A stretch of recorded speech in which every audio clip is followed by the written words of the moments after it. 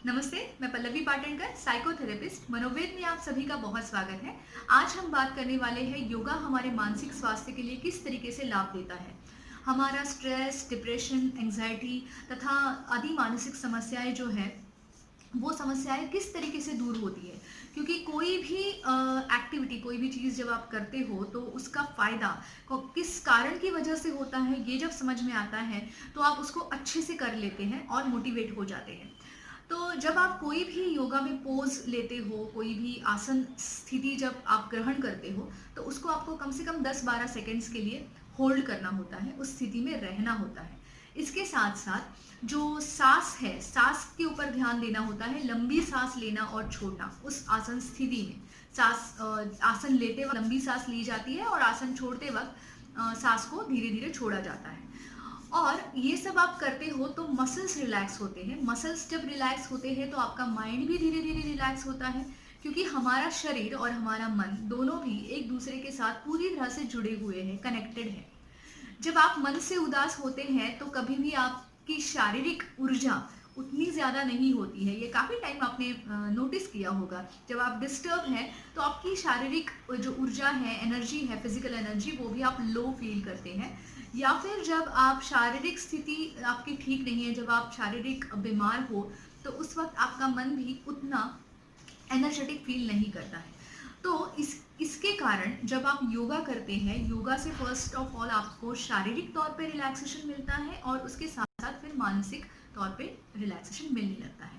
क्योंकि जब आप डीप ब्रीदिंग करते हैं, डीप ब्रीदिंग से ऑक्सीजन की मात्रा ज़्यादा मिलती है, ब्लड सर्कुलेशन अच्छा होता है और इसके साथ साथ नेगेटिविटी धीरे धीरे कम होने लगती है। योगा में अलग अलग प्रकार की क्रियाएं होती हैं, प्राणायाम होते हैं, जो आपकी शारीरिक और मानसिक स्वास्थ्य के लिए बहुत ज़्यादा लाभदायक है। बस उसको सही मात्रा में करना चाहिए, रोज़ करना चाहिए। कम से कम रोज़ आपके 35 to 40 मिनट्स आपको योगा के लिए देने बहुत ज़्यादा ज़रूरी है। इसके अलावा प्राणायाम कम से कम 10 मिनट करना चाहिए, क्योंकि प्राणायाम से सबसे ज़्यादा ऊर्जा आपको मिलती है और नेगेटिविटी कम हो जाती है। काफ़ी सारे लोग बोलते हैं कि हमारे स्ट्रेस को, डिप्रेशन को भगाने के लिए हमने योगा ट्राई कर लिया लेकिन कुछ नहीं हुआ। तो ये कुछ नहीं हुआ क्यों होता है? इसका कारण ये है कि योगा ये ट्राई करने की बात है ही नहीं। योगा ये कोई मेडिसिन नहीं है या कोई एक स्पेसिफिक पीरियड के लिए रेमेडी नहीं है जो आपको करनी है और बाद में छोड़ देनी है। मैं हमेशा अपने क्लाइंट्स को एक बात बताती हूँ कि योगा एक हेल्थ हैबिट है। जैसे आप अच्छा खाना खाते हो, अच्छी नींद लेते हो, ठीक उसी तरह अच्छा एक्सरसाइज करना ये आपके शरीर और मन की ज़रूरत है। ऐसा नहीं है कि थोड़े टाइम के लिए मैंने स्ट्रेस को भगाने के लिए योगा करके देख लिया, फिर उसका फ़ायदा नहीं है तो मैंने छोड़ दिया।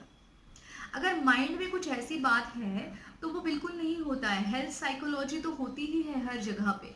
कोई भी रेमेडी आप करते हो, कोई भी एक्टिविटी आप करते हो, उसके पीछे जो उद्देश्य है आपका वो बहुत ज़्यादा ज़रूरी होता है। तो योगा मेरे स्वास्थ्य के लिए लाभदायक है, जो मुझे लंबे समय तक, पूरे जीवन भर तक करना है, क्योंकि वो मेरे जीवन का एक हिस्सा है। अगर इस तरीके से उसको हम लेते हैं और करते हैं तो निश्चित तौर पे हमें एक स्पेसिफिक समय जाने के बाद उसका फ़ायदा धीरे धीरे होता है। वो कोई मेडिसिन नहीं है कि आज गोली खा ली और कल को ठीक हो गए। टाइम तो डेफिनेटली लगेगा, लेकिन श्रद्धा के साथ, पूरे विश्वास के साथ, खुद के ऊपर का विश्वास, उसके साथ अगर आप उसको रोज़ करते हैं तो स्ट्रेस, एंजाइटी, डिप्रेशन, सारे नेगेटिव थॉट्स, इसको दूर करने में उसकी बहुत ज़्यादा हेल्प होती है।